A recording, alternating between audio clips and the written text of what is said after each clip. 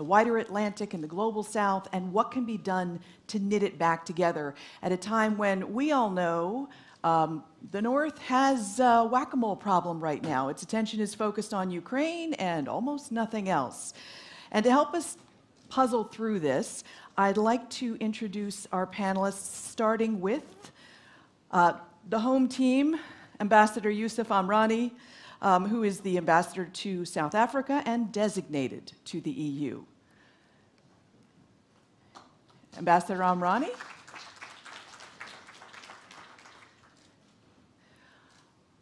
Well, you know, the person I do see in the window, in the door up there, is Vincenzo Amendola. He is a member of the Italian Parliament and has held many senior positions in the Italian government, including Minister of Foreign Affairs. Ambassador Amrani, thank you very much. And next we'll have Minister Amendola, please.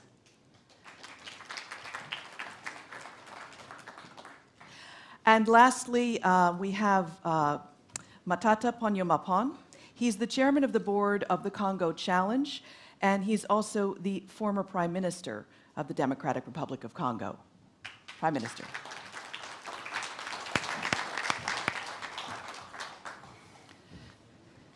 Here, I shall let you take that seat, and I will take that microphone. Oh, you may, please. Okay. So, I have all warned you that I'm going to be asking you a lightning round question to start. But first, some directions for the audience. Please have your translation device handy, because the Prime Minister has warned me that while he might give us a headline in English to some of my questions, he prefers to answer in French. Also, I am going to be asking you a couple of word cloud questions, so please have your Atlantic Dialogues app somewhere close to hand. And there's also a way in the app to send questions our way. So please send questions. They will pop up on the screen up there. I'll see them on my iPad here, and weave you into the conversation. About halfway through, I'll be switching to you in the audience, and we've got a lot of major decision makers and thought leaders in the audience, so we want to hear what you have to say about this topic as well. So with that, I would like to start with my lightning round question. Which is, how do we get the wider Atlantic to pay attention to issues in the global South again? Home team, Ambassador, please start. Well, thank you very much. Before answering your question, you will allow me to say that I'm very much moved today, a few hours from a semi-final that is both in France and Morocco. I must confess that our topic is very relevant to multilateralism. But I believe that football is more multilateral than... Is it very relevant? Than the Union, yes. Is it very relevant because people did not think that Morocco could make the finals? To show to the world how much a nation is united, how much our ambition is common, and how much strong we are when we are working together. And this is, I think, football has given us a lesson how to move forward in building this new world. Morocco is playing for Morocco, is playing for Africa. And I think another element which is important, that also it is relevant with our team, is that friendships, brotherhood are elements that are governing football and should govern our interaction with this complicated world. And never again in World Cup football will anyone count Morocco out, more importantly. Right. But let's go on to the question of how do you get their attention again? Okay, first I think we need to do our own homework internally. I will be very frank, straightforward, and I know you like that. You are the third time you are moderating a panel where I am participating. I think it's a problem. No? Yeah, we've lost your audio. Okay, I think it's the emotion. I think there's a problem now. Huh? Is it my problem because I'm sitting on the wrong side? You work. Here, you know what? Thank you. You're right. Yes. There's a microphone. Okay. So I think we should do our own homework internally, building our strong economies, building democracy, preparing ourselves to interact with our neighborhood. It's important. I'm talking from an African perspective. I think we need to have a strong African Union. We need to have peace and stability in our I region. appreciate that, but how does that get the North to pay more attention to the South? Well, we have to tell a new narrative that were essential for the interaction with our world, that we have did our homework, I want to say, and to convince them to listen through dialogue. I think if there is no dialogue, if there is no listening, we're not moving nowhere. I'm talking also about the relation with the EU, for example, which is our major partner for Morocco. We have the tools, but we need, as always, Mr. Advisor says, I will quote him, we need three elements: the leadership, the commitment, and the vision. Those are great buzzwords, but Yeah. I'm not hearing how that would make the North pay attention. Well, But I say dialogue, sitting together, listening to each other, sharing the same values, sharing the same ambition to work up for a stable. But of course, to do this, to be able to work, to interact, we must have a stable environment for this interaction, whether it is Europe. Unfortunately, for example, in the region, in my region, in the Maghreb, it's not working. We're not, but it is the South-South cooperation. It's not working because we have, for the reasons, obvious reasons. And for that, we need to bring up strong economies. Because what matters, strong economies. Strong economies, because Okay. what matters at the end of the day for your partners is how much job do you create, how much growth do you achieve. So you're basically saying that if the Global South was better able to stand on its own in terms of economy, Yeah. then it would be better able to be considered a first world player in some of these conversations. We're going to keep going on this, but I'd love to bring in... We need also our partners to be on board, sharing the same values, taking care of our identities, and also showing the values. I think they would argue that they do share the same values, but it's translating that to attention and the kind of action we're seeing on Ukraine. Prime Minister, what do you see as a way to get them to stop looking at the shiny object and pay attention to the Global South again? Je voudrais tout d'abord remercier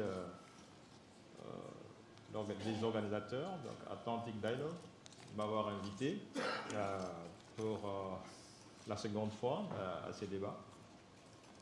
Et je pense que la question du multilatéralisme s'inscrit dans la logique du partage de ceux qui sont dans l'ensemble pour le meilleur service à rendre à ceux qui composent l'ensemble.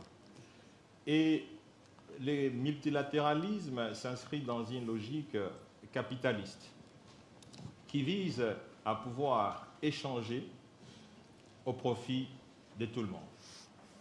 Et l'importance de chaque membre dans l'ensemble tient compte de ce qu'il apporte comme élément de partage.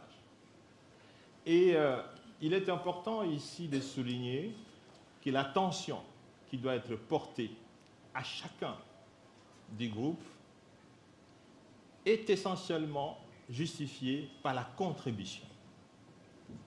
Et dans le cas d'espèce, il est important de souligner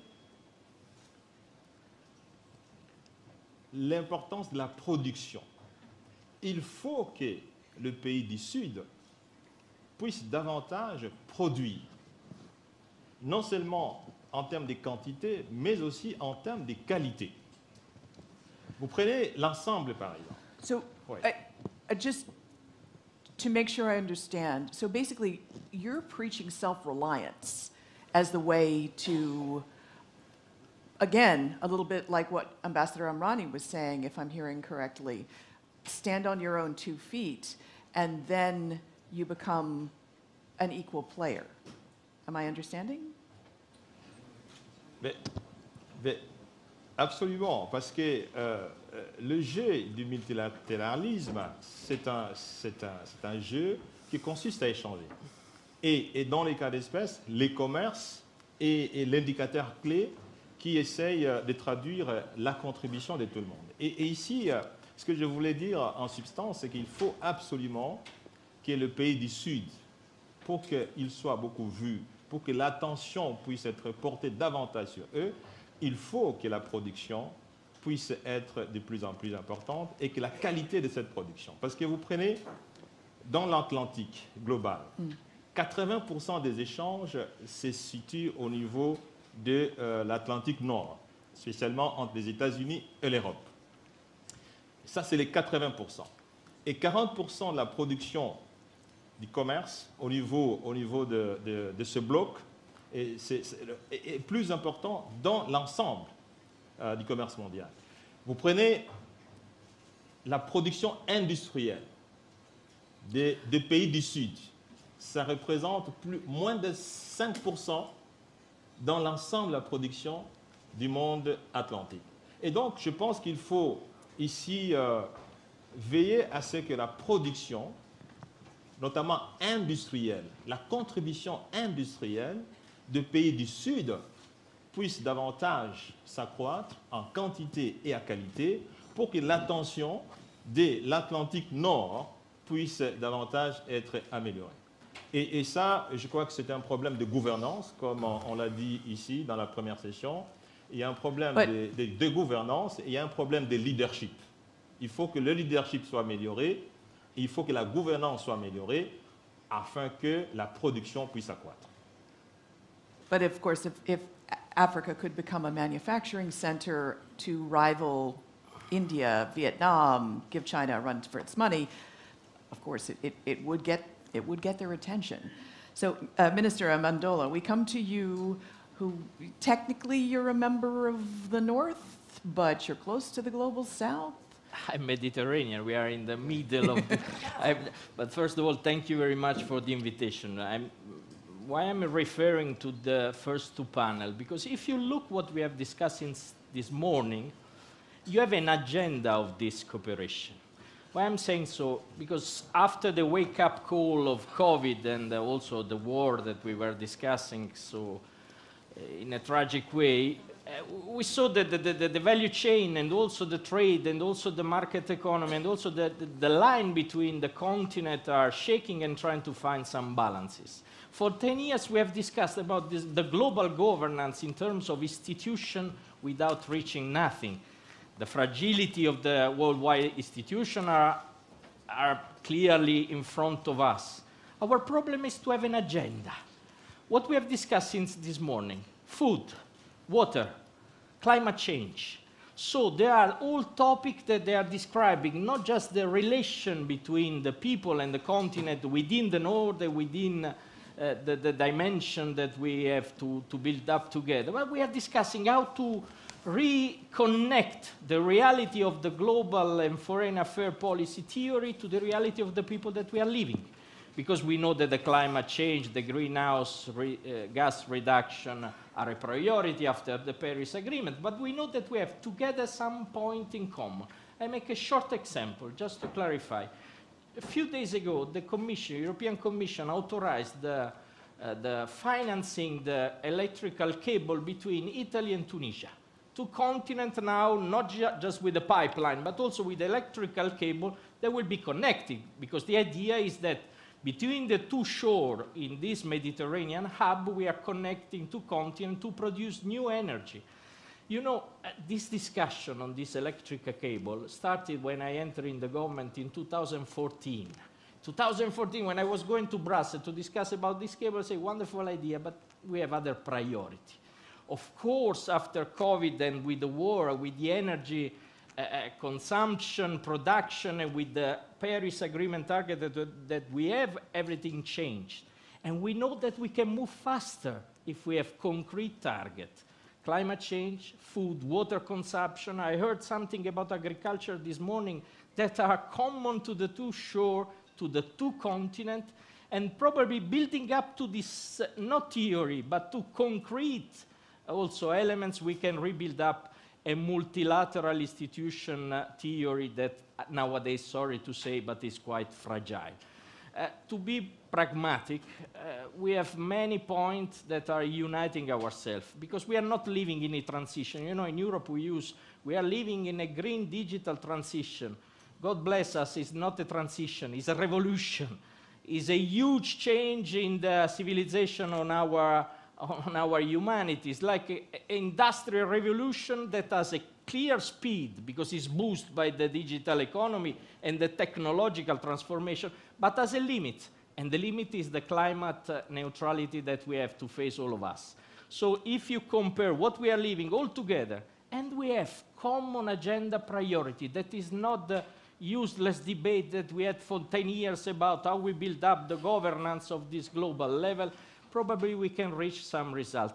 Multilateralism in a multipolar world, 8 billion people with different actors that nowadays cannot be classified under the liberal democratic view that is mine, but I understand that this world is more complex. They should have project, pragmatic approach, and especially common target. And the common target are the most basic that we ever heard in the humanity: food, water, energy production, and how technology and how the civilization of the machinery and the technology can be used for this target that can build up a new cooperation. Green Deal is basically a European and African project. Means technological transfer, means imbalances that we are going to reduce, and means also to liberate many people from some exploitation that we lived in the past. So that's a very positive example of North-South cooperation that is ongoing. But I want to invite you, I set up a straw man in my question.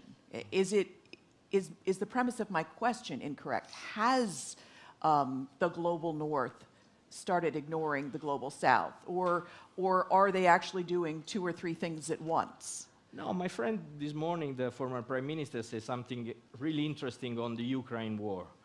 How we look the war, how we look the Russian invasion in Ukraine. It's not a question of ideological debate between Europe, Western alliances, and Russia. There is, of course. Putin is speaking about illiberal democracy, revanchist nationalism since years without that we were listening. So it's another theory of how to organize the global order. It's old because it's speaking about some evil from the past, but it's very new because in the chaos, in the fragility of the multilateral organization is affirming not a legal criteria, is affirming the sphere of influence criteria. How we look this reality, especially because from the southern dimension they say, sorry, but in the past also some Western did the same, affirming some unilateral action. I understand this point, but the reality that we are living nowadays is something that this aggression is creating a new game where we have to reorganize the table. You remember Barack Obama years ago, say Russia is just a regional power. Let them go. The problem is that in this chaotic world, nowadays, nobody wants to be a regional power. And how these actors are going to reorganize the table of the balance of power, this will create an order. So I understand the point and the different point, but it's not a European war, this. It's a question also how you rebuild an international legality. Because if you want to have a multilateral architecture, you have to decide if you start from the point of the use of force or the point of use of legal criteria. And even if the Western and the European did mistake, enormous mistake, even within the Mediterranean, I mean, if I speak the case of Libya or Syria, it's clear. But if we want to reorganize, we have to have a pragmatic approach that links the interest in terms of economic development, liberating the forces of the people. And secondly, we have to rebuild up an architecture where it's clear the starting point.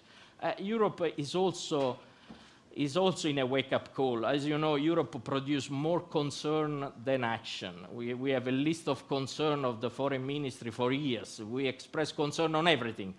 But concern doesn't mean action.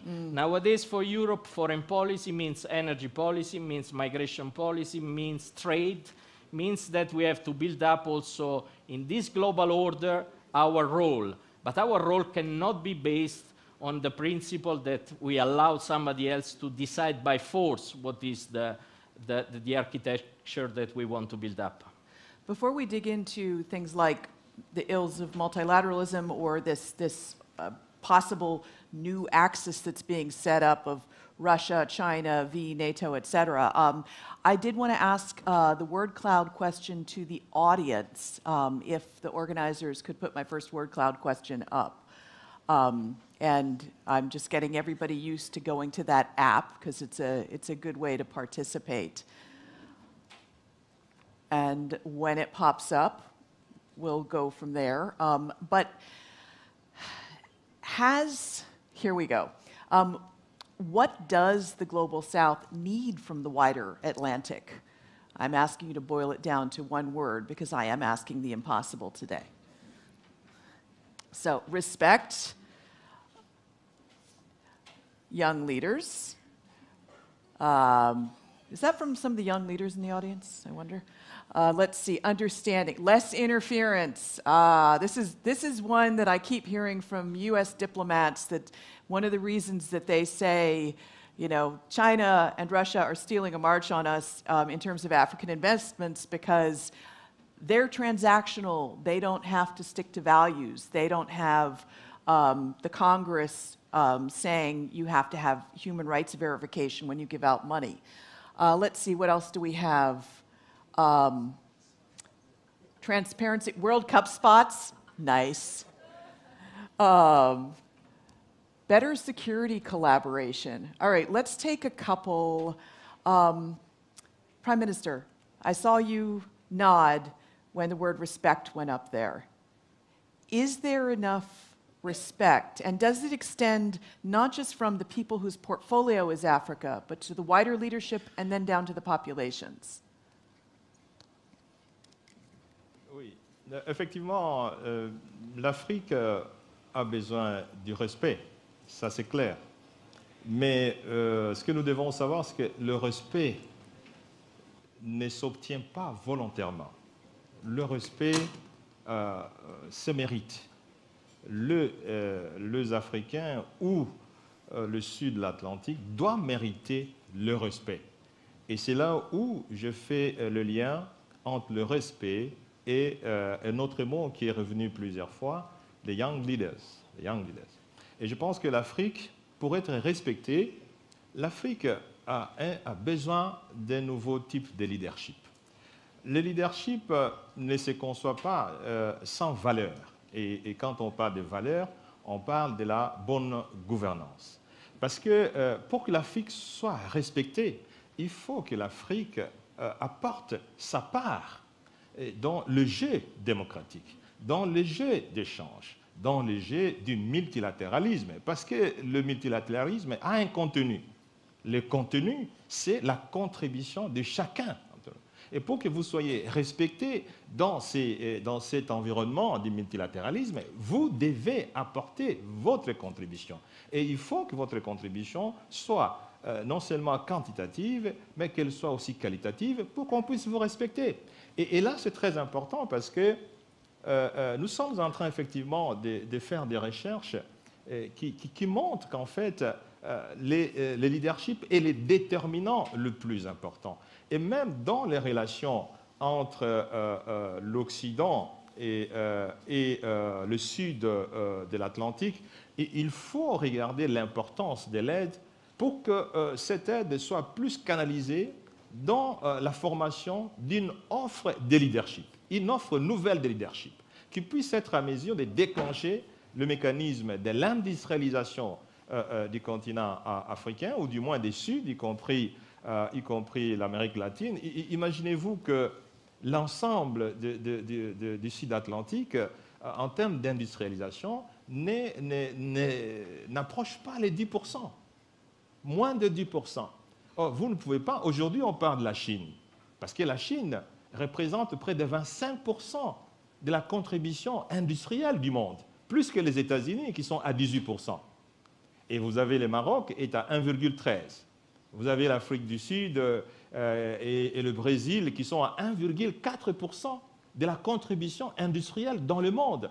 Comment voulez-vous qu'on vous respecte lorsque vous apportez 1,4% dans le marché mondial? On ne peut pas vous respecter. Voilà. I'm hearing some of the headaches that you had to deal with as Prime Minister and are still trying to tackle now.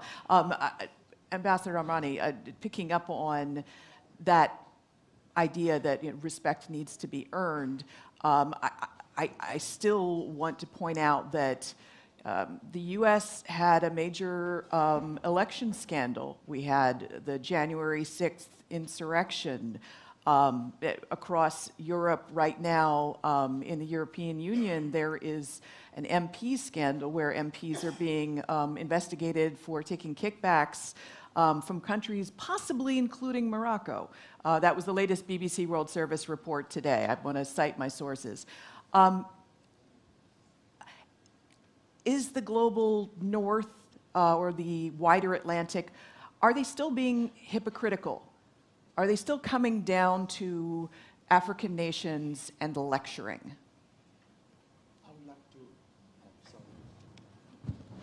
I would like to pick up where my Prime Minister has already said that when it comes to Africa, our continent has no vocation to be passive in this multilateral world in crisis that has shown its limits.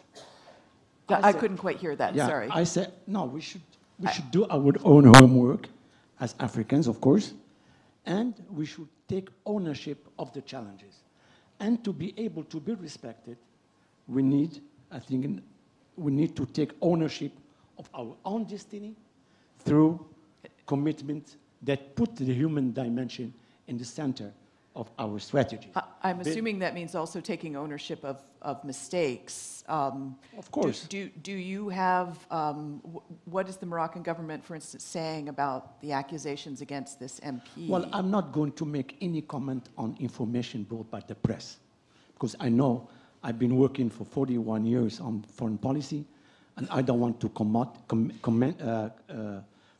make any comment on information brought by the press. This is a European issue. It's been dealt with in Brussels. Anyhow, when time comes, my authorities will make the appropriate comment on this issue. But doesn't even the fact of the investigation going on mean, I, as a journalist, have time and time again listened to, at this forum and others, diplomats come from the north and tacitly lecture Africa on anti-corruption, this, that, and the other. So are they being hypocritical? No, what I can tell you... Or are they now being a little bit more humble about their criticism? No, what I can tell you is that Morocco also did its own homework a long time ago, fighting corruption, building democratic state. You give me now the opportunity to speak about my country. We are moving forward, not because we reached the semifinals of the World Cup. This is an achievement, it's important. There's a theme here. But we have also achieved a lot, thanks to the priority given by His Majesty King Mohammed VI to women and to the young generation to build a strong country, to be a partner. If today European Union has advanced status with Morocco, because we did our homework, we are sharing the same values, more or less, with our strong identity and cultural heritage, but we also face together the same challenges. We're always talking when it comes to migration, for example. But you're very carefully sidestepping my question of, is the North still being hypocritical in its criticism of the South? You are doing your own job as journalist. I'm doing my own job as diplomat. And he's showing his years of experience, delicately and politely sidestepping my question. Respect. No. Of course, I'm here to listen to you. Back at you. Okay, well, if I may ask the minister sitting next to you. I'm not diplomatic. Who is corrupted has to go to jail. No discussion, because this is not a question for Morocco. This is a question for some member of the European Parliament. But I'm saying, but doesn't that mean that No, but there is a slight change. Aren't we in the North Yeah. hypocritical? No, it's not. The point is something that the press doesn't underline. The European integration that is still ongoing, needs a lot of work, but is creating, just because we have this world order that is very disorganized and very turbulent, we need a community of destiny that means 27 countries that are united with institution, with democratic power. Without another Brexit. This means Brexit. I mean, I don't want to speak about Brexit. I think the economic result of Brexit are clear on the table. But just to underline that it's not a question of a club of friends sitting in Brussels and having some fun. Because the institution, the 27 countries that are negotiating, the European Parliament elected by the people, are becoming always more important. And are becoming stronger year by year, crisis by crisis. You know, European, they always make some step forward after the crisis. We are wonderful in this. Before COVID, we were fighting for a budget, European budget that was a disaster. After the COVID, we issued a bond that was something forbidden by some country, let's say, legislation. And we are doing the same also for Ukraine. We are doing something that we never experienced, even creating a common defense. So it's becoming really more important. And this means that the attention on what we live all together in Brussels is very important. And sometimes some member of the parliament, I mean the judge will decide, they are doing something against the value. But in this case, it's quite easy. Sorry, I'm not an ambassador, so I can be clear. The member of parliament that are corrupting democracy, so go to jail without even any discussion. So, but that brings up the question of. I say because some Yeah. of them are Italian, so I make yeah. it easier. He is on the record. Yeah. Sorry, Ambassador, you want to No, jump I in? was going to comment only on the ambition of the European Union, because you wanted to. Listen, Morocco has an ambition with the European Union. We want to experiment in new tools with EU. But unfortunately, and he was a minister, except Italy and Spain, the European Union has not a real Mediterranean policy. Europe is looking west. I know Ukraine is a priority, it's security, the other countries in pre-accession, Moldavia, but we cannot continue to work, to express this ambition with EU, and we don't have EU responding to our expectations. You mean the EU's focused on the prize of Washington, D.C.? On new neighborhood policy. Pardon? No, on the neighborhood policy. I got it. Okay, two-thirds, one-third as far as Behaving like regional powers.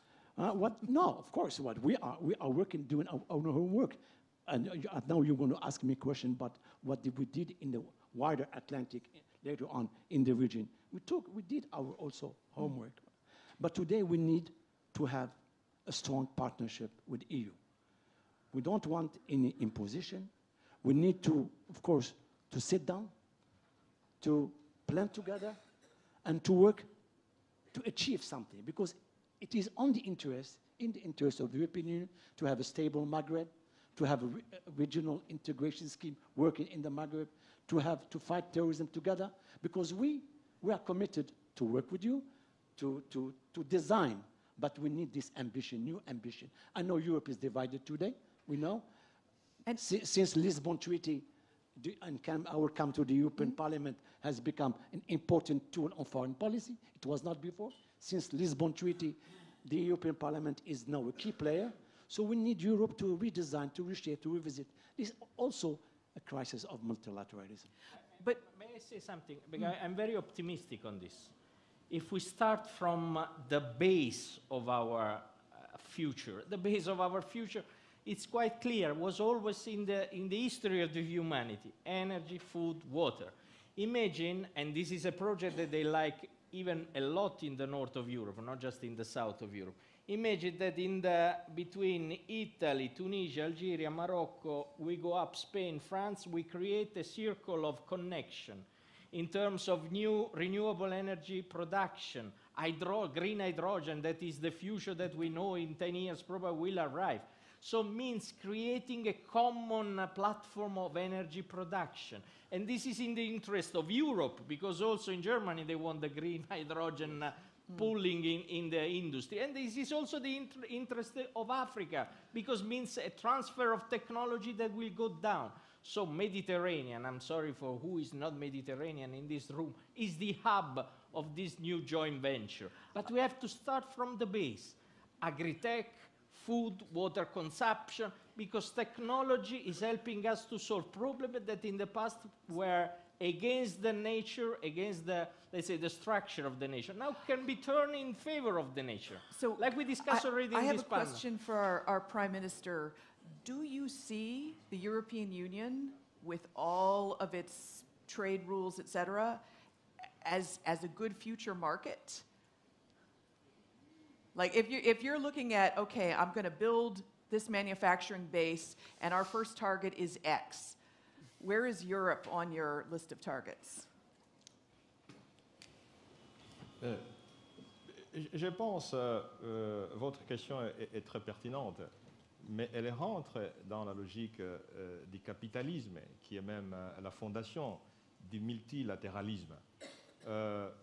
L'Europe, comme les États-Unis, ont besoin de recevoir aussi des biens et des services du sud du continent, que ce soit l'Amérique latine ou bien l'Afrique. Mais ce qu'il faut savoir, qu'est-ce qu'on doit donner à l'Europe? Qu'est-ce qu'on doit donner à l'Amérique? Et qu'est-ce que l'Amérique veut? Est-ce que l'Amérique veut recevoir du n'importe quoi? Non. Parce que même nous, qui sommes au sud, quand nous achetons au niveau des États-Unis, quand nous achetons au niveau de l'Europe, quand nous achetons au niveau de la Chine, nous cherchons la qualité. C'est ça qui constitue les fondamentaux du multilatéralisme. Aujourd'hui, nous savons qu'il y a des pays qui ont réussi. Vous prenez par exemple l'Israël. L'Israël qui n'a pas d'eau, il pleut presque une fois toute l'année en Israël. L'Israël n'a pas d'eau, l'Israël n'a pas de terres fertiles. Mais l'Israël, grâce à la technologie, grâce au leadership, grâce à la bonne gouvernance, Israël exporte des fruits en Europe. Israël exporte du jus en Europe. Donc c'est un problème, à mon avis, de vision. Il faut absolument, pour que nous puissions arrêter de venir discuter toujours. It's also about having the capital coming in for investment, and Israel does have a lot of capital coming in. But to take us back to, you again are being uber diplomatic and not answering how hard would it be for you to sell goods to Europe? It would be a tough market, or would it not? Non. Non, je ne pense pas. Je m'excuse parce que je suis peut-être économiste, mais je crois à la force de la qualité. Je crois à la force de la qualité. Si vous avez la qualité, vous allez forcer aux gens d'acheter. L'Europe a besoin d'acheter. L'Europe achète. Les États-Unis achètent. Il y a l'AGOA, par exemple, qui a été instaurée par les États-Unis pour faciliter l'exportation des produits africains ou des produits des pays sous-développés vers les États-Unis. Dans l'Europe, il y a aussi les mécanismes ACP, CE, qui permettent aux pays africains de pouvoir exporter des produits. Mais qu'est-ce que vous devez exporter? Il y a des normes.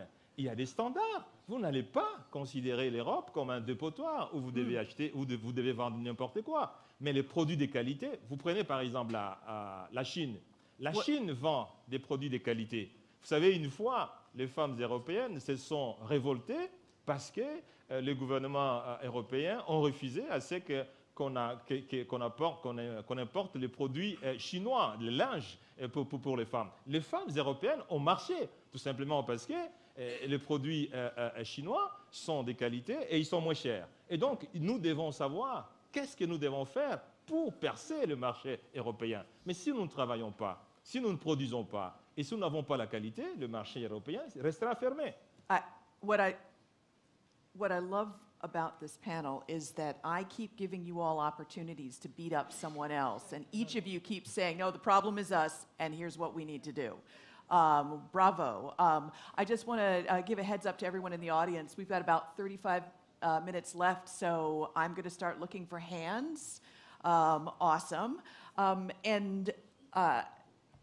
If you could, I'm looking for, oh, sorry, may I have your microphone back? Unless someone has it. Now you can't answer any hard questions. Could you introduce yourself and let us know who you are, offer a thought, but especially a question.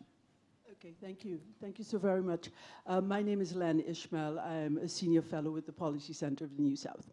And I'm going to rephrase the question that you have been asking of your panelists, but specifically Minister of Senegal and also our friend from Europe. The EU New Green Deal, which is the root of a great new partnership, has implicit in it a series of policies that are inimical to the best interest of Africa, especially coming out of 2 years of COVID and now a war in Europe. There's a carbon border tax that you are not going to be able to satisfy. There are new standards and regulations for agriculture. It's not about quality. It's about partnerships in a relationship that need to respond to your need for a clear path to industrialization for Africa. I mean, so please don't be polite about it.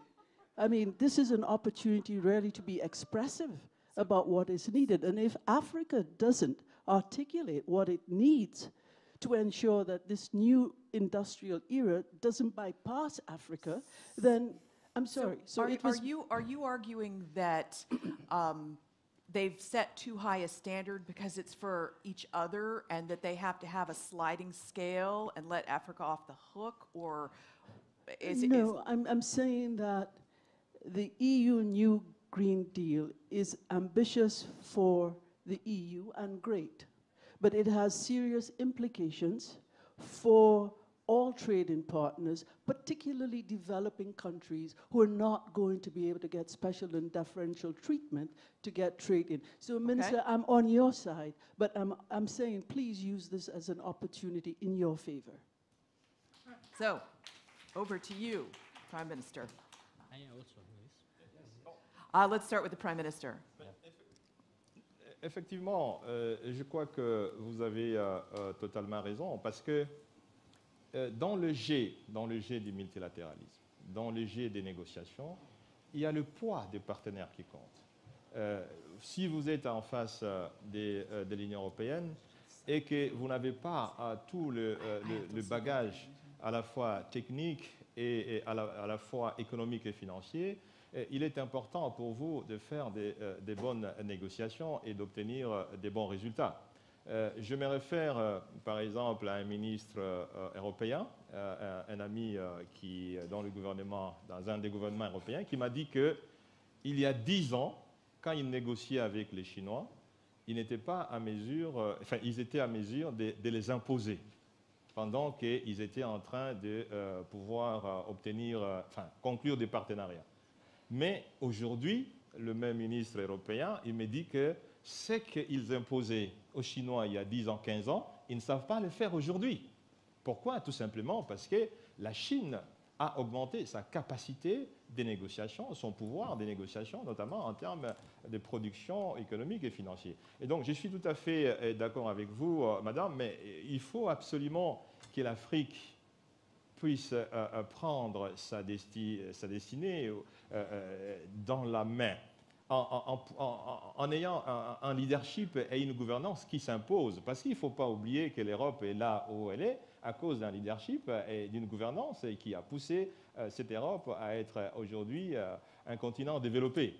Et qu'à ce titre-là, l'Europe d'abord s'occupe du peuple européen et le reste, ça vient après. Voilà. So, Minister Amendola, I want to react because this is a point that we, in the Eurocentric debate, we are discussing a lot. What do I mean? As you know, we Europeans, we decided to have greenhouse gas reduction already 2030 by half and 2050 climate neutrality. Other continent, other big players, China, India, of course, they have a different. Sharm el-Sheikh was not a success because we are not aligned in terms of decision. You can catch this point in two ways. One way in Europe is, but why we have to run so much? I mean, we take our time. We make the transition. We make changes slowly and slowly. Why we have to go buy electric car? Let's go still a bit with the normal and then we see. Another way that is not based on good, let's say, good sensibility, but it's also based on industrial idea, is that after COVID, and also by COVID, and also by a document that is very important, coming from 2015, is Made in China 2025, that is changing the landscape of the Chinese vision of the international, let's say, industrial mechanism. We as Europeans, we have two targets. One is the climate change. And this climate change you can discuss a lot, but scientifically and also looking at our reality is a clear point that we have to address. And using this horizon also to make a revamping of our industrial base. A revamping means to be competitive worldwide, like we have been in the last century, and to create sustainable energy, sustainable, let's say, development in terms of industrial manufacture that we, in the last 10 years, we thought that we could outsource to China machinery and so on. So this is a point of reflection in Europe, very tough, very important. Because you've realized that outsourcing has led to a proliferation of pollution in China. What they are discussing in the United States. I mean, Trump was a bit more, let's say, outspoken, but I don't think that Barack Obama or Joe Biden, they are moving in a different direction. This inflation legislation that are passing now is, let's build up again our machine. But the Biden administration also passed one of the largest clean energy pieces of legislation. But as you know, it's a state aid imbalances if you look at global market. But just to complete, if this theory works and Europe starts again to be industrial, as an industrial mind, that means research, means find the best solution in terms of technology, acknowledgement for agriculture. This means that we need a partner. And the biggest partner for this deal is Africa. Because we have the same interest, and because we have to transfer technology and to make a business together. So you're saying that you could outsource the guts of the project to Africa, to African nations, and transfer the technology in the process. So you're saying that a rising tide lifts all boats. But we are living in the same... Because you'd also be insisting on the environmental practices. We are living in the same dimension. I mean, if the Europeans lose time in discussing about migration, because they are obsessed by this migration. Migration and is a historical flow, also because the 56% of the population will come from Asia, so probably the problem will not be just in the Mediterranean shore, will be also in the other direction. But if we look the reality, throwing out this obsession of migration of the European fortress, we are not a fortress. If you look at our demographic trend in Europe, are disaster. And we look cooperation starting from a topic, and the topic are the most basic. And in this case of sustainable development goal, not in terms of theory, but in terms of action, means industrial revamping, machinery, technology, something that change. We have a partnership that is on the field, is not in theory. This is my impression, but not because I want to just to pass the ball to another, but to create something that is, for our future, I think is necessary for the climate change goal that we have to achieve. Ambassador Amrani says, you have such a deal in mind that's already happened. Oh, sorry. Thank you. Thank you for raising this question. It's very important. I don't want to say that Morocco, again, took the lead in this direction. We have signed, last month, the Green Partnership with the European Union. This is good for Morocco because it is within our priorities, but it's good for Africa and good for Europe, because at the end of the day, what is important, how we can connect the networks. We have other projects, like the gas pipeline from Nigeria to Morocco, and will have some perspective for Europe. This, I think, what we're doing is to connect the networks, which is important, and energy is the issue. in that Green Deal, what is one of the first things we're going to see concrete that's going to come to fruition? We'll see concrete. We already started with Okay. the OCP, with desalinization, through the hydrogen. We have taken the lead since a long time ago. The solar energy. But in this latest deal, there's a desalinization project. There's a that's project, a lot of Okay. projects. And OCP, where we are, is going to produce water, not only for its own use for the OCP, but also for drinking water, for sanitation, so on. So this is, I think, other priorities. We have to start somewhere to work together for the future. And that's why this cooperation with Europe is important. So I'm starting to see questions coming thick and fast, so I'm going to go to a couple of people. Sir, if I could get yours first, and could you introduce yourself Well, for those in the audience who might be watching virtually? Thank you very much.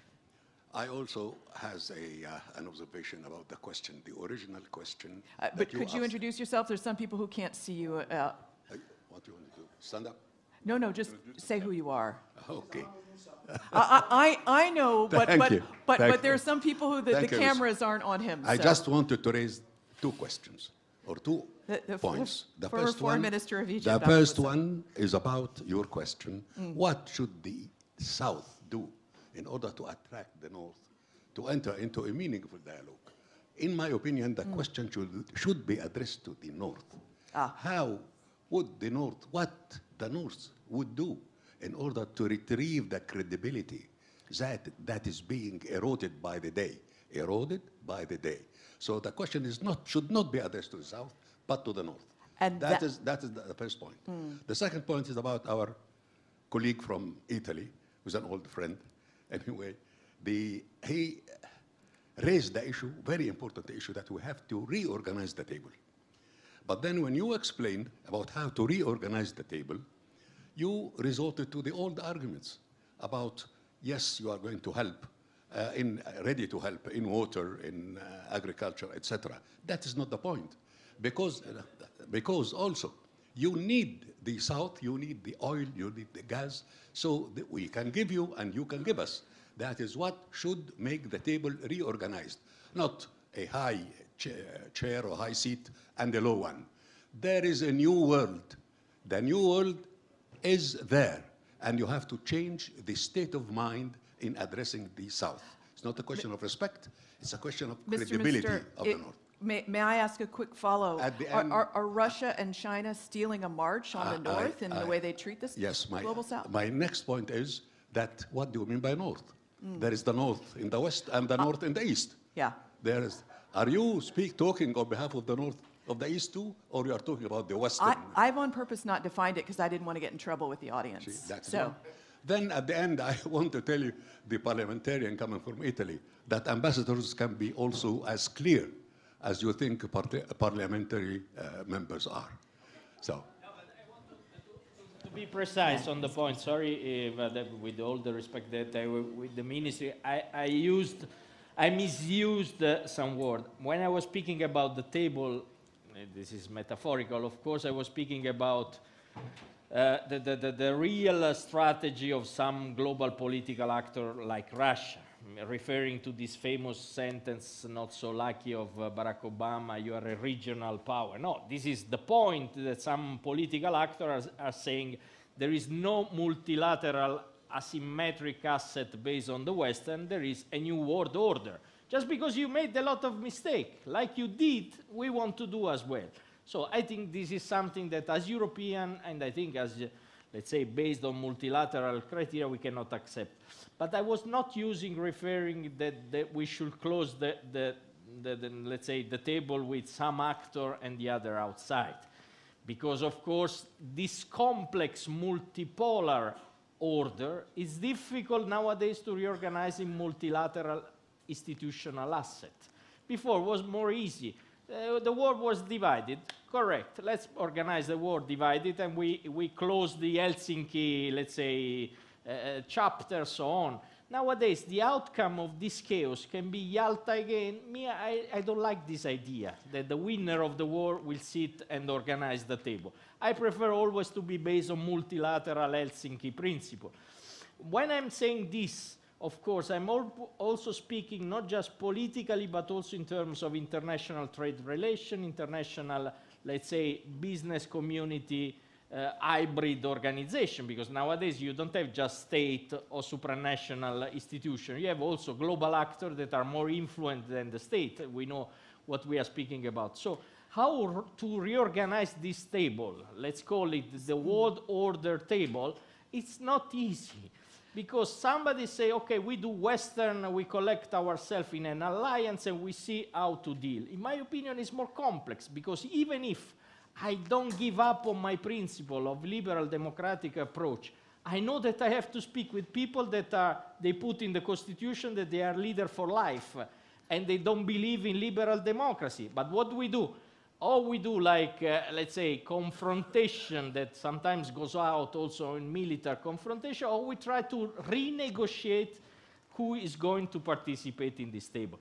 So Of course, I'm closing, this interest is also based on how we organize the horizon and the competition and the production. Me, I prefer to be competitive like we have been in the last century, producing better jobs, producing better machinery, producing with intelligence some development, because the European, the Western, they were great for this in the last century. And nowadays the competition on sustainable. And we have a sister that for life, with the Mediterranean hub, that is let's say the official center office of this joint venture, that is Europe and Africa.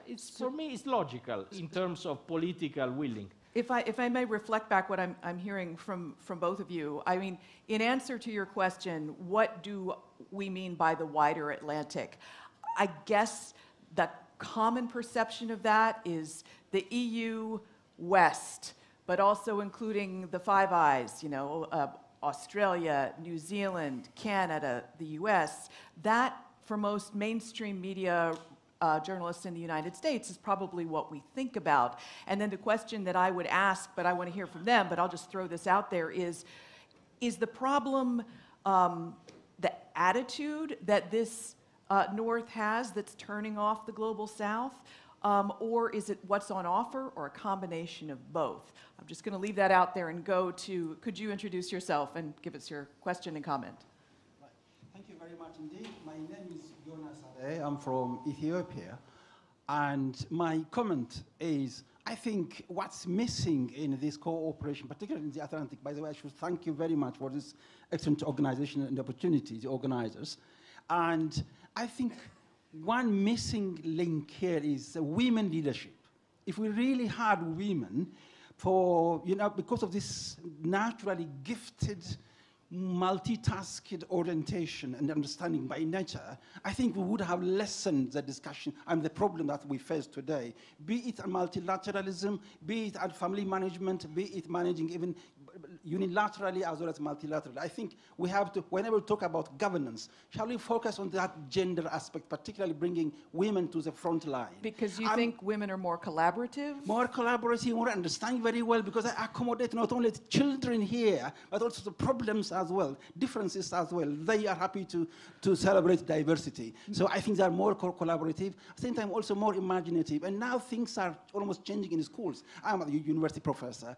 Achievements, engagement, active participation are now gradually changing. So this changing leads me to my question now. This is a comment I wanted to make. I'm about to go to a woman to get a question from here, but I have a quick question for Yes. you, being from Ethiopia. Yes.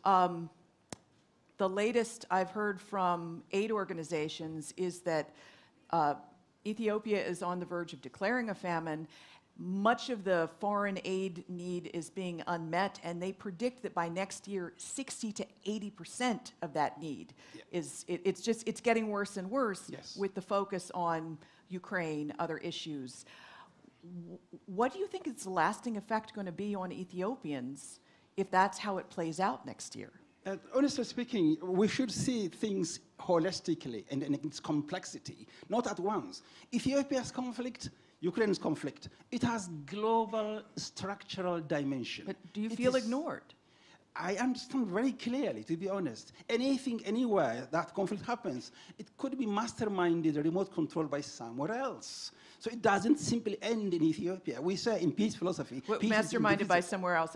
What do you mean by that? Oh, okay, there's Western influence, there is Eastern conflict, there is different conflicting interests in Ethiopia as well as in the Horn of Africa as a whole. So it has structural causes, going back to colonial time, going back to slave trade time. So you have these accumulated problems, not at once. In conflict studies, we always see from conflict complexity, not one cause, one effect relationship.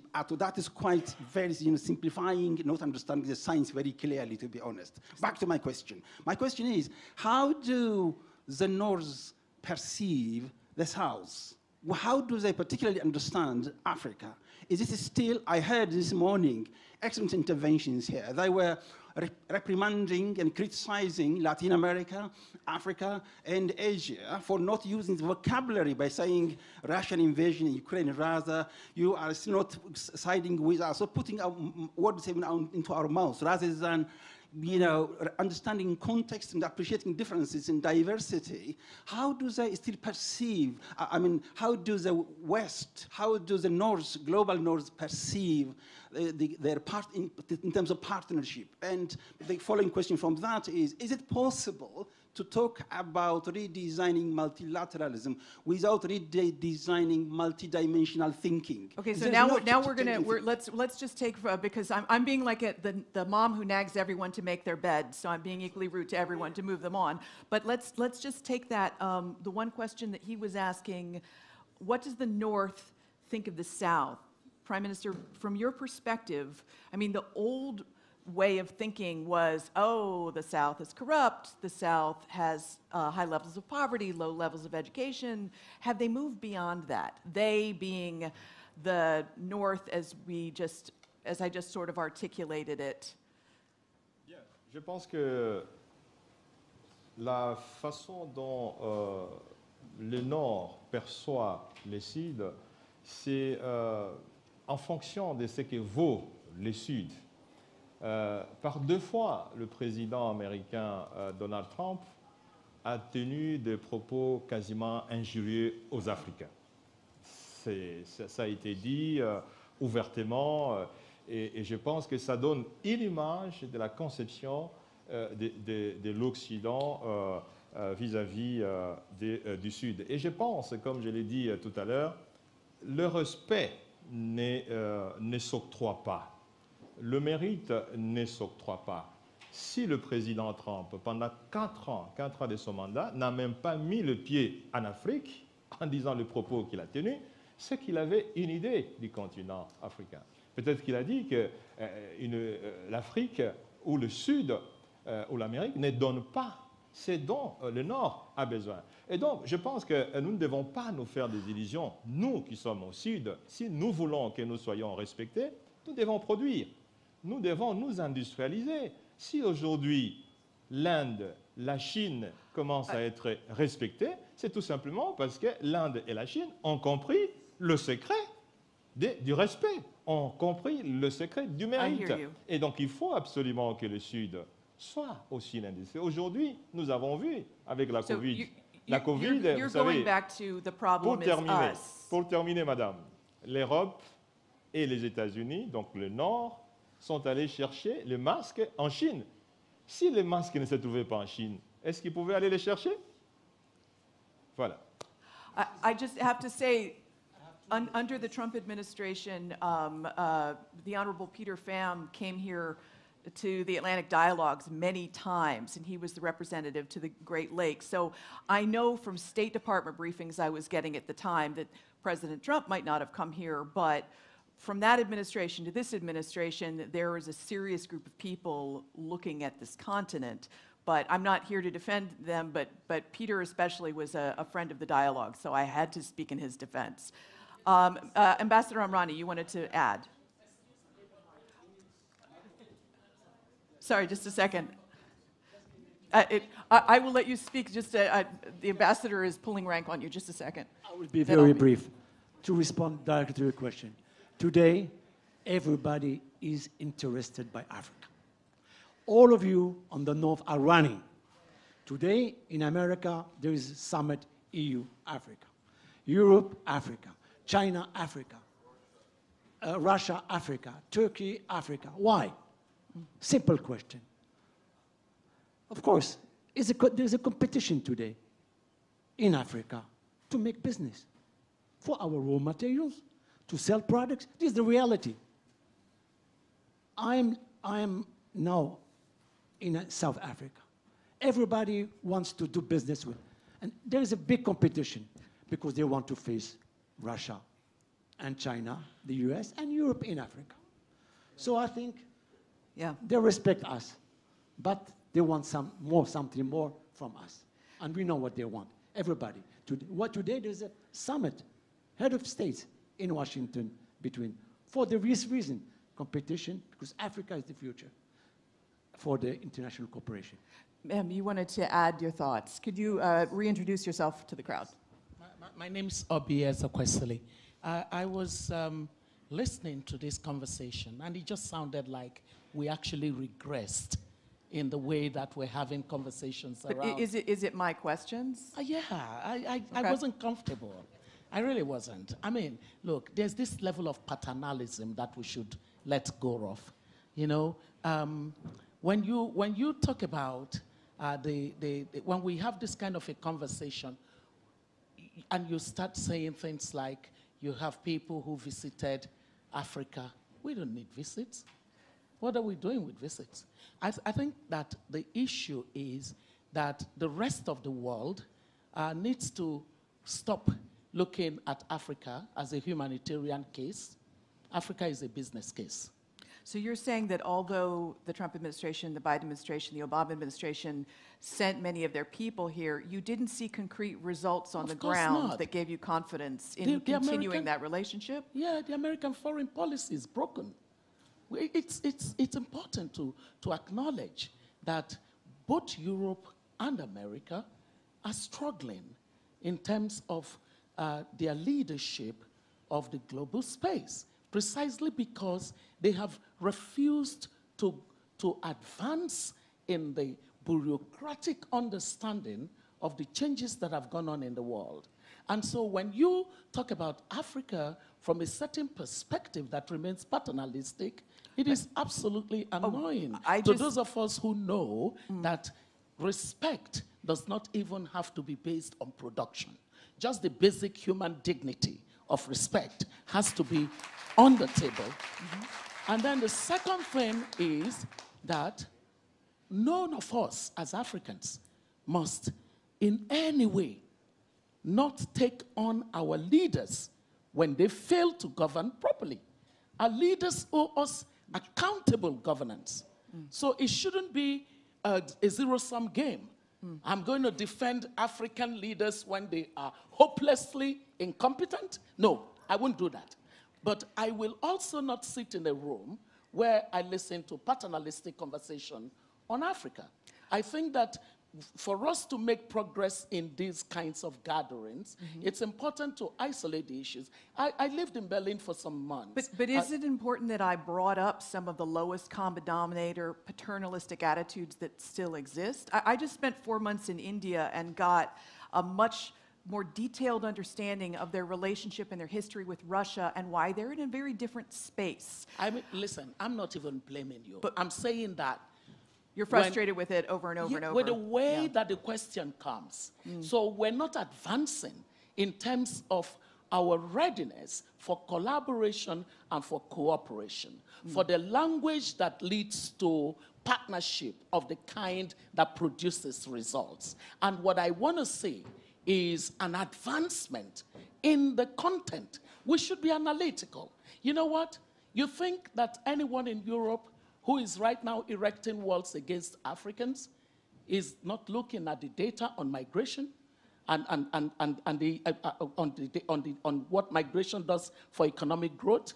You think they don't know that the demographic changes would be against Europe at a certain stage, and that they're going to be needing... They're going to be needing migrants. Do you understand? Oh, no, I understand. So all of these issues are the kinds of issues we should be addressing. And I think that a major part of this broken conversation is coming from seeing Africa as a means of competition between the asinine, the asinine, the very north, asinine, the great north, power competition. as Minister Musa said, yes, the northeast and the northwest using this as their precisely, chessboard. and we must change that. So when you, as a CNN anchor, I'm not an anchor. I'm a global affairs analyst. All right. So, yeah. Well, but I come on and I hold forth with my analysis. So you hold some leverage. So the quality of the conversation when it comes to Africa must be a conversation that's substantial, not a conversation that has people having to answer to things that really, look at it. No, well, speaking of substantial, we have 5 minutes left, Yeah, so I have to, and they've told me I must be on time. I'm sorry. Okay. I'm sorry, but I was suffocating. But also so we were supposed to have a woman panelist, and she got Rita got hung up at the airport. She's probably trying to make her way still. You're here. Please. You've been listening to some of this. Welcome. I'm glad you're here. Please, can you introduce yourself and perhaps with the apologies to the gentleman on stage, give us your closing thoughts to help us close this out. So basically, you've heard some of the conversation. Okay, so I'll just put a question to you. The major back and forth that we've had is the North, if you consider it being Europe, Canada, the U.S., that North, has sometimes displayed a still paternalistic attitude, has sometimes forgotten Africa or treated it as an afterthought. Since you've come from Portugal, how would you grade how Europe is doing in its outreach to Africa, especially with the horrors of, for instance, the Ukraine war going on? Okay, so thank you. Hello, everyone. My name is Rita Faden. I'm the president of the Luso-American Development Foundation, which is a foundation that brings together Portugal and the United States. And so, straight to your question, what is the North Atlantic, let's say what we usually say the West? That's a major issue. Probably we haven't done enough. And the reality is that with this war in Ukraine, which for Europeans is an existential war, the attention span is even shorter. It shouldn't probably be like that, but that's the reality. For any European, this is really, I mean, we see our future at stake here. And so all our attention, our political attention, the funding, the energy is very much concentrated on the war in Ukraine. Of course, I mean, as human beings, we can always think of more than one thing at the same time. So that's... Especially since it seems, as we've discussed somewhat in the crowd, that Russia and China are stealing a march in terms of investment in Africa, defense cooperation, and setting up, and also doing it in a way that often seems more respectful to African leaders than Europe or the US in their approach. I understand when you say the concept of being respectful, but I respectfully disagree. Okay. Because, I mean, underneath the supposed respectful, there are other demands that perhaps are not so straightforward. I know that sometimes Europe comes when I mean, our cooperation is very much based on conditions and human rights conditions and democracy conditions, but we put them at front. What we have with Russia and China is that we don't have those types of conditions up front, but then we have other hidden conditions and other hidden negotiations that sometimes I think can be more harmful for the development of the countries. But I mean, as in everything in life, there's no exclusivity. In terms of debt trap policies, yeah, of course, and then in terms of the demands that they then do from an economic point of view for countries that in Africa that they can seemingly try to help. So my last question, I'm going to give 15 seconds to each of you. First to you, and then I'm going to go to the stage. Are you hopeful that that Europe and Africa are going to start having a better relationship? Yes, because it must be so. So I think there's a clear conscience that for our future, our common future, and I believe very much, we live in a globalized, interconnected world. There's no going back from that. There can be some hiccups, but that's the way, that's the future. And so, for that future, I think we must, there's no other way than to strengthen the relations. Multilateralism, for me, is the key. And working together, trying to find partnerships. There's lots of things already happening in the Atlantic. So, sorry. Okay, so going, just to wrap it up, Prime Minister, we're going to go from you and end up with, are you checking the score or something? Yes. Prime Minister, are you positive, are you hopeful that the North will start paying more attention and treating the Global South with more respect? Je pense que nous devons être réalistes, nous, les Africains, et je suis africain. Et si nous voulons une bonne attention de l'Occident vis-à-vis de nous, nous devons nous comporter en conséquence. En matière économique, en matière politique, il n'y a pas d'éthique, il n'y a pas de moralité. En politique, il n'y a que les intérêts qui comptent. Vous n'allez pas demander à l'Occident de vous respecter lorsque vous ne méritez pas ce respect. Vous n'allez pas demander à l'Europe de vous respecter lorsque vous ne méritez pas ce respect. Autant l'Europe chasse les immigrés africains qui traversent la mer Méditerranée, autant l'Europe fait entrer d'autres citoyens du monde sans visa. Les États-Unis, la même chose. Autant ils construisent des murs contre le Mexicain, mais autant ils donnent la possibilité à d'autres pays, notamment d'autres citoyens, notamment venant de l'Europe, sans visa. Ça veut dire quoi, madame? En réalité, le respect, je le répète ici, c'est peut-être je vais conclure, en termes de leadership, en termes de gouvernance, le respect se mérite. Et l'Afrique, si l'Afrique, comme une belle femme, elle veut qu'on la regarde, mais l'Afrique doit être belle. Et la beauté africaine, dans ces conditions, c'est la production, la quantité et la qualité. Merci. Minister, your 15-second prediction. No, but look, me, I'm very basic, I'm very used to the political arena, so I'm not diplomatic, I say always what I think.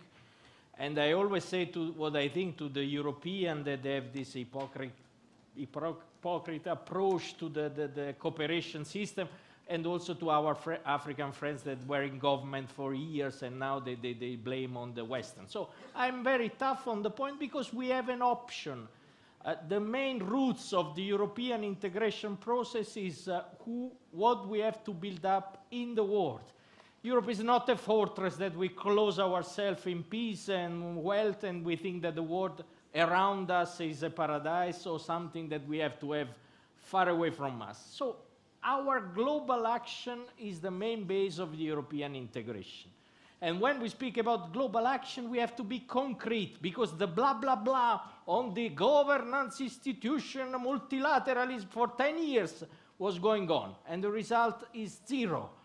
We had the UN system that was mashed by COVID in terms of protecting the people. We have the Security Council that is not able to do anything in case of conflict. So let's start from kind of approach that is pragmatic, look in the reality, look in the target that is the climate change and saving the planet, and let's be honest, let's be based in a cooperation that is useful if we have concrete approach.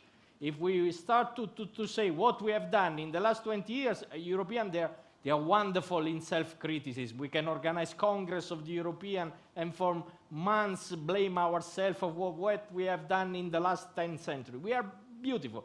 But the most impressive things that also in this dialogue, in the panel that we had since this morning, is to look the agenda, look the concrete action that we have to deliver in a time that is quite turbulent. Thank you. For what we live. So let me also close on football. I didn't speak about football, Ambassador, because I come from a country that we believe in bad luck and good luck. So We always not speak about football before the match because you never know, you know. But my heart is with you, don't worry. Thank you. Thank you for the support. 15 seconds. Yes, sir. It is all about ambition. If our ambition is to build bridges, that will work. Because we are facing the same challenges: climate change, migration, terrorism, and so on. So one country or group of countries alone cannot face these challenges. So we need to work together. So common responses for common challenges in order to build our future. But for me, the multilateralism is only one speed, no two speeds. Is one. We need to work together, and we need to forget, this issue of respect. Because at the end of the day, what matters are the interests of our people, of our young generation, for job, for stability, and for growth. Thank you. And one last question, your prediction for the game? I support the Italian. I don't want to make any prognostic. On that note, thank you very much. I believe we have a brief break, but we have another panel coming straight up. We do not have a break. Stay in your seats. Do not move. You don't need more caffeine yet. Thank you very much. Thank you.